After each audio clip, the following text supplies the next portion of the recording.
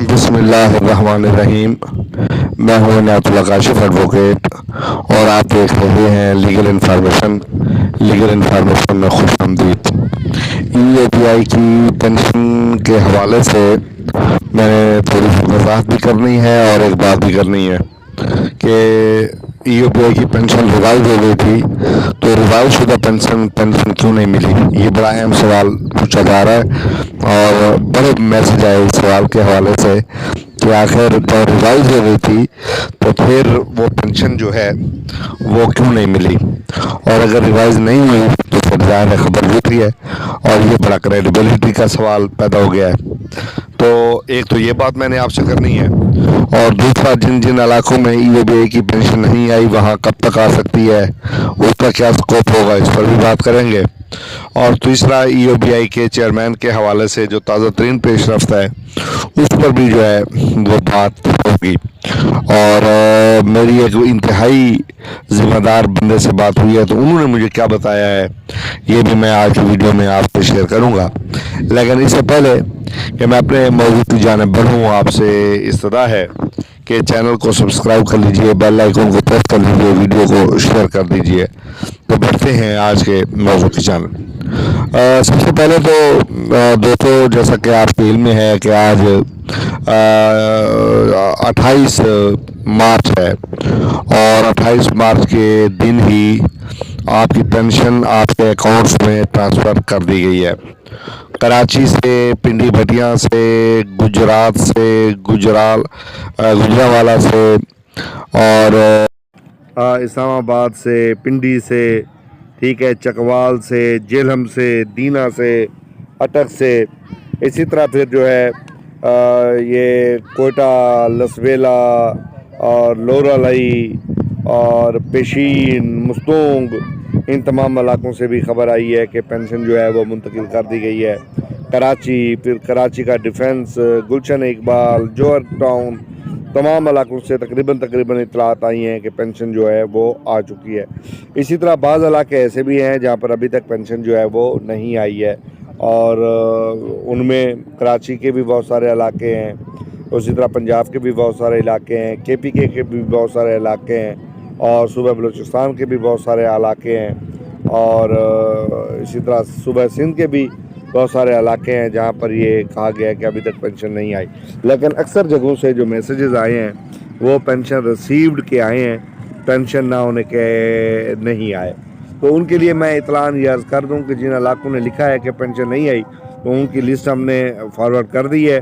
अब दोबारा मैं ये वीडियो इसलिए बना रहा हूँ कि अगर आपके इल्म में आए तो आप फौरी तौर पे हमें इतला दें कि अभी शाम 6 बजे तक आपके अकाउंट में पेंशन आई है या नहीं आई, आपने हमें ज़रूर बताना है। और इसके बाद मैं आता हूँ कि आपकी पेंशन जो है वो 13,500 रुपये क्यों नहीं आई, रिवाइज पेंशन आनी थी वो क्यों नहीं आई। भाई मैंने वो वीडियोस भी मौजूद हैं, वो भी आप सुन सकते हैं।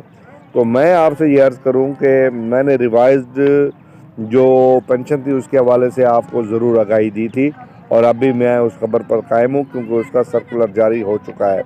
अब रिवाइज पे पेंशन के लिए जो कोशिश कर रहे थे वो थे चेयरमैन EAPI खुद शकील अहमद मनगनीजो साहब। अच्छा, आज जब मैंने एक बहुत बड़े ओहदेदार से बात की तो उन्होंने मुझे कहा कि लगता है ऐसे है जैसे किए पे पानी फिर चुका है। तो मैं बड़ा परेशान हुआ इस खबर से, लेकिन बाद मैंने सोचा कि नहीं, कोई ऐसी बात नहीं है। वो इसलिए कि जो डॉक्यूमेंटेशन हो चुकी हुई है वहीं से आगे फाइल में चलना होता है। अब सुस्त तो हो जाएगी, जाहिर है, सुस्ती यकीनी है, लेकिन ये नहीं है कि वो फौरी तौर पे जो है इस पर अमल दरामद हो जाए।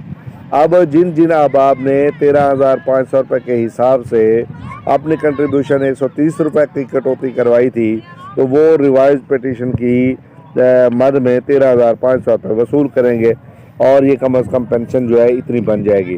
और अब ये मिलती कब है, इसलिए कुछ कहना कबल आज वक्त है, क्योंकि आपके इल्म में है ये जो साल 2022 है ये बिल्कुल एक हंगामा खेजी का साल है।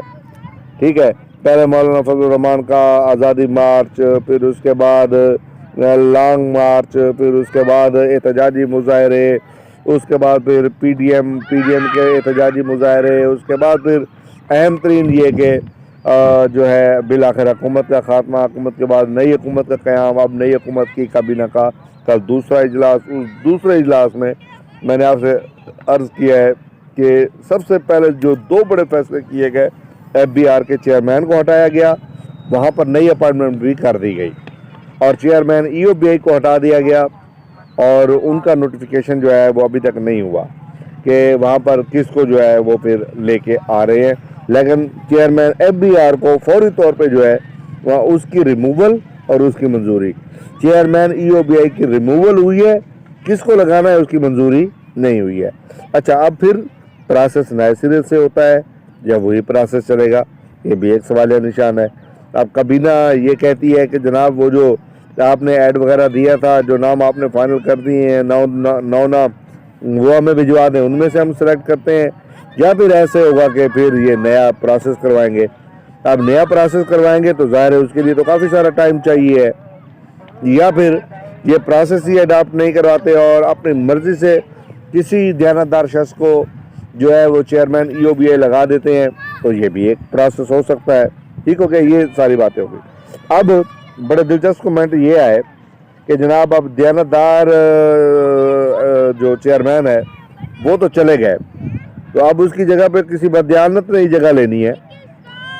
और ये जो खतरात है ना, बल्कि एक बुजुर्ग ने तो यहाँ तक कहा कि फिर जफर गोंदल को ही लगा दे, तो एक बुजुर्ग ने कहा बस अजहर हमीद खोकर को ही फिर दोबारा लगा दे। और ये बड़ी दोनों अलार्मिंग बातें हैं। और अगर ये परवेज कलीम टाइप लोग आ जाते हैं, भुट्टा टाइप, या अजहर हमीद खोकर टाइप लोग आ जाते हैं, या फिर ये जो अपना दूसरा ना अजहर हमीद खोकर टाइप लोग दोबारा आ जाते हैं, तो बहरहाल मेरे ख्याल में तो फिर ईओबीआई का जो है वो ठीक ही कह रहे हैं कि कबाड़ा ही होगा और तो कुछ नहीं होगा। लेकिन मुझे नहीं लगता कि इन लोगों को लगाएं आप, क्योंकि जो साजिद हुसैन तूरी साहब आए हैं ना, इनके बारे में ये कहा जाता है कि ये मजदूर दोस्त आदमी है, और इन्होंने इनकी गुफ्तगू मैंने आपके सामने अपलोड की है, आपने वो वीडियो भी देखी है, मेहरबानी की है, तो उसमें भी उन्होंने क्लियर मैसेज दिया है कि नहीं भाई, किसी किस्म की कोई गुंजाइश नहीं है। मुझे पता है आपके मसाइल का, मैं जानता हूँ, मुझे पता है। और ईओबीआई के हवाले से उन्होंने वादा किया कि नहीं, वो अब कल से जो वज़ीर आज़म का तहफ़ा है वो भी जा रहा है जनाब सऊदी अरेबिया सरकारी दौरे पर। अगरचे खर्च उनका अपना है, लेकिन 12 जा तो सरकारी दौरे पे ही रहे हैं।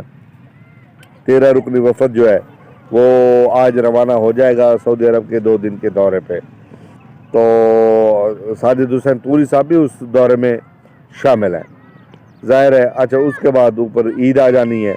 मुझे ये लगता है कि फिर कारोबार दुनिया जो शुरू होगा वो 6 मई को होगा, क्योंकि 2 मई से 5 मई तक तो वैसे छुट्टियों का ऐलान कर दिया गया है। यकम को वैसे हमारी अपनी छुट्टी है, फिर 30 तारीख तक मेरे ख्याल में मामलात चलने हैं। जितने भी कारोबार है, हुकूमत है, वो 30 अप्रैल तक जाना है, माजरत शायद मैं अक्टूबर कह रहा था, 30 अप्रैल तक जाना है। तो उसके बाद फिर कारोबार सारा जो है वो चलना है। फिर 6 मई के बाद देखते हैं कि ईओबीआई की किस्मत के हवाले से क्या फैसले होते हैं। कोई भी अपडेट आएगी शेयर जरूर।